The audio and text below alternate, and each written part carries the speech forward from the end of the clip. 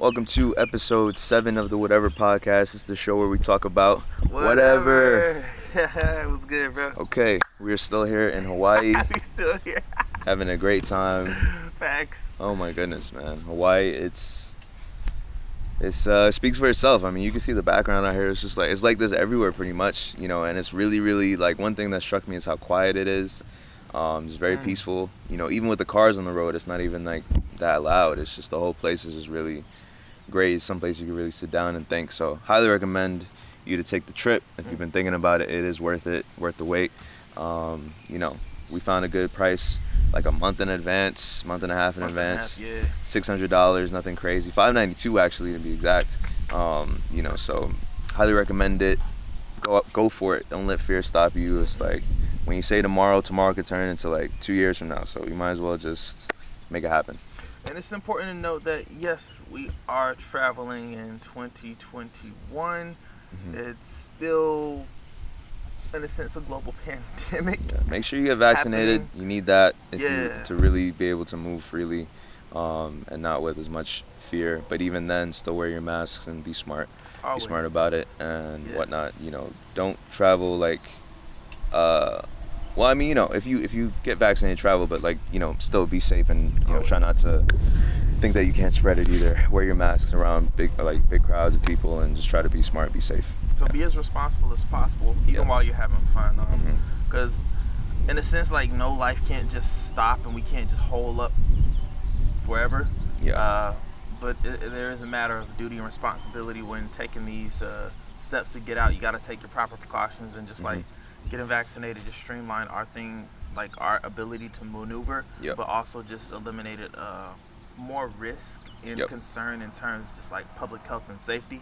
So that was a big part of why we made that decision. So, we were able to just maneuver through the airport fairly seamlessly. Great. So in this episode, we wanted to kind of catch you up on what's been going on. The last episode that we posted was episode 4. Yeah. Episode 5 was something of a lost file. We'll post that. It'll be posted after this one. But that was all in school. That was right. 2019 was the last one that we had filmed.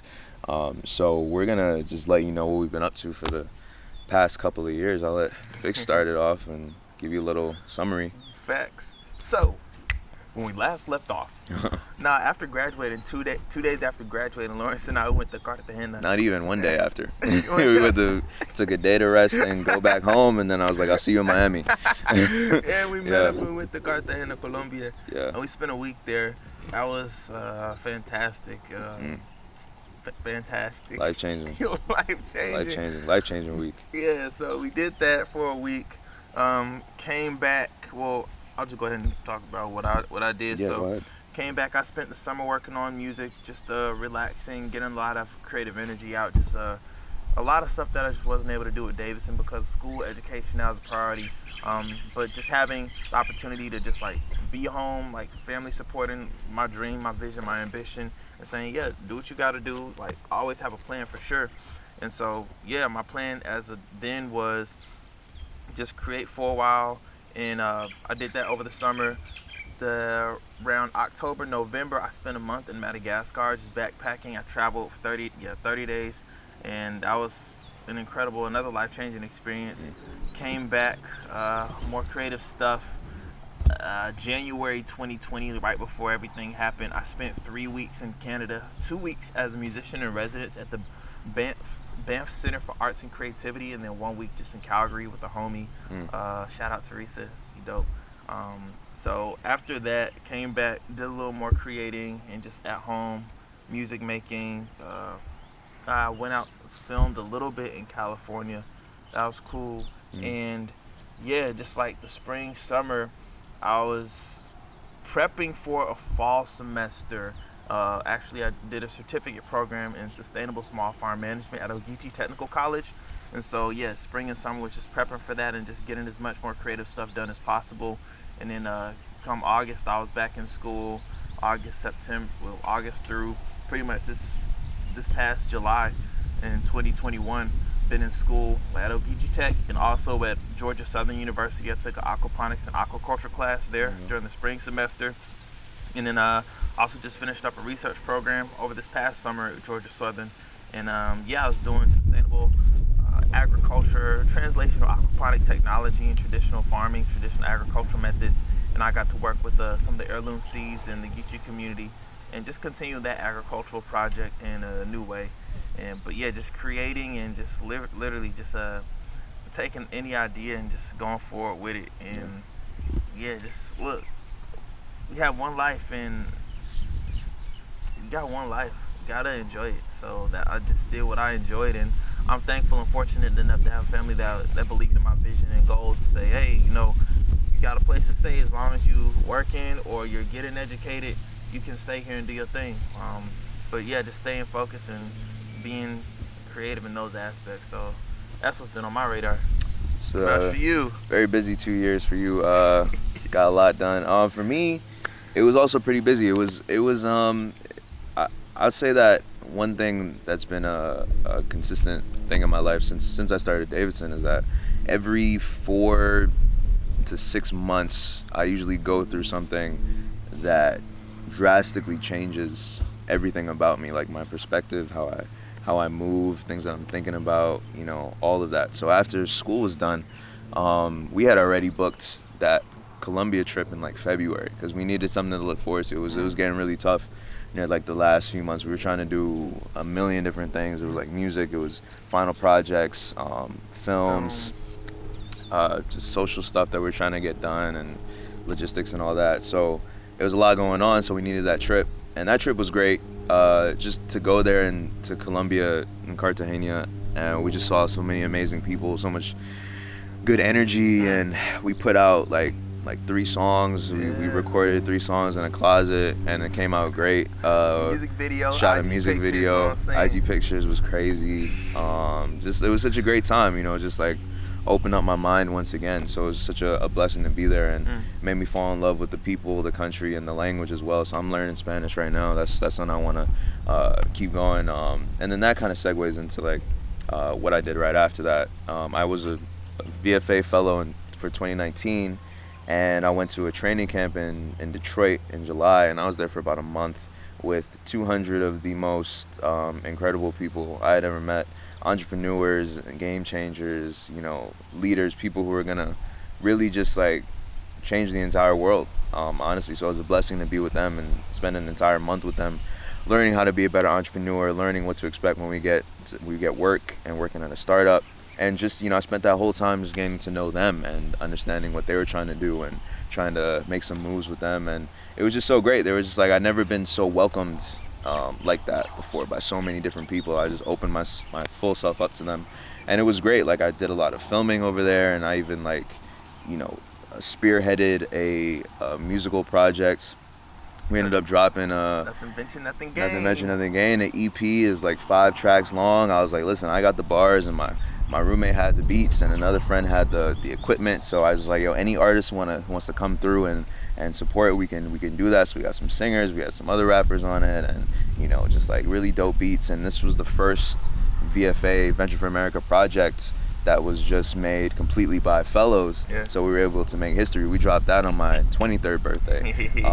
But before that, I was in Philadelphia. I was working at a hair products company doing advertisement and social media. So I was in Philly for about 10 months, and that was really interesting because it was like my first time to really be an adult, like in full practice.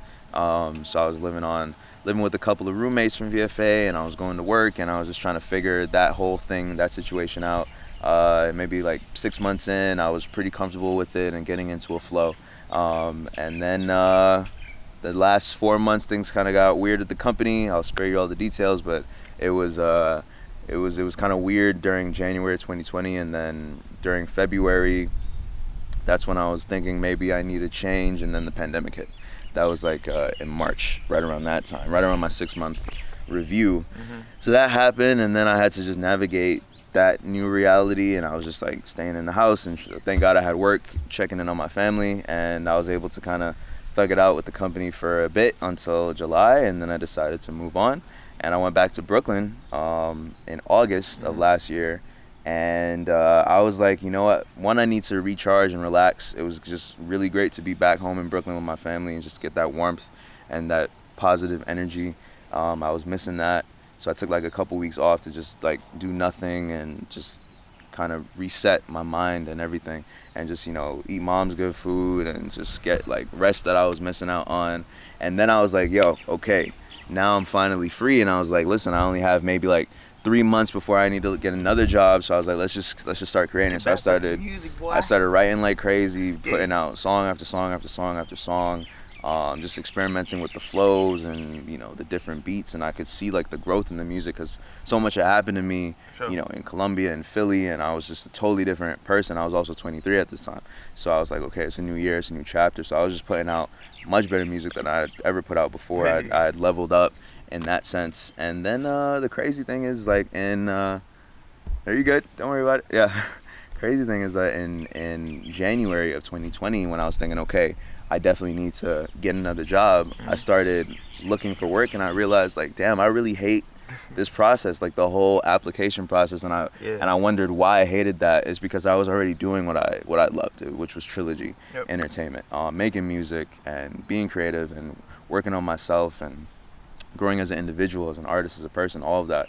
And I wouldn't have been able to do that if I was in a normal 9-to-5 situation. So luckily I'd saved up a lot of money from my other jobs. So I was like, okay, like, let's invest in some new equipment and let's just like be really frugal with the money and just go all in with Trilla G. So just improve the website, social media, all the ins and outs. We really just laid the foundation down. And then I was like, hey man, I'm ready to do this full time. And so I went in full time with Trilla G. Maybe I think we launched officially like June of this year. And I was like, I'm down. Let's just do it right now. And we just, you know, put the word out to people that, hey, if you need work, we're down to work. So I was just in Charlotte recently. I was filming for a good friend of mine, Tiffany Taylor, who's launching her catering business, and also another homie, Burn Bright, an artist, great rapper. Got to film him and his performance and just, you know, help them out, get a little bag, and then just kind of spread the word about what we're doing. And then came back to Brooklyn. I was like, yo, bro, what are we going to do with this? I got this idea for a song. It could possibly blow up. That was John Oliver, someone who I've been watching all throughout the pandemic, and I fell in love with his content and how he was telling some really amazing stories that, you know, everyone else had overlooked. Like, me watching all of his videos from 2014 to 2021 taught me so much about the country that I live in, and things I had no idea about. And it helped me just navigate things differently, navigate the country better, the world better, and just kind of understand a lot of the work that needs to be done to make this place, you know, really great. Because the potential is there. We just have to change some things. Yeah, the potential is really, really there. So, you know, I was like, let's make this song, because I'm like, I really mess with this guy. And we made the song with John Oliver. You know, Vic went crazy with the beats, and I was like, I'm gonna throw everything I have into this. And I was like, where are we gonna film it? It's like, okay, Atlanta, Charlotte. Where's the last place? Like we said in the last episode, Hawaii. So yeah, that's my 2 years. It's been a roller coaster ride, an emotional roller coaster. So many things happen, but damn, man, we've grown so much. I've grown so much, and it's just a blessing to be here and, you know, just to make these moves. And I'm also grateful that my family is very supportive of what I'm doing. As long as I'm happy and moving in a forward direction, they're gonna support me. So I thank God for them, and thank God for Vic as well, that we're able to just, you know, we're on the same page. So yeah, man, that's my 2 years. That's the catch up. You're now caught up. Now we're all on the same page, and, you know, who knows what tomorrow holds, man. We're really taking it one day at a time, one moment at a time, but it's all a blessing. So yeah, thank you for staying on the journey. Appreciate y'all tuning in. Yep. This is just a brief update, and we'll catch y'all next episode, and stay tuned. All right. Peace.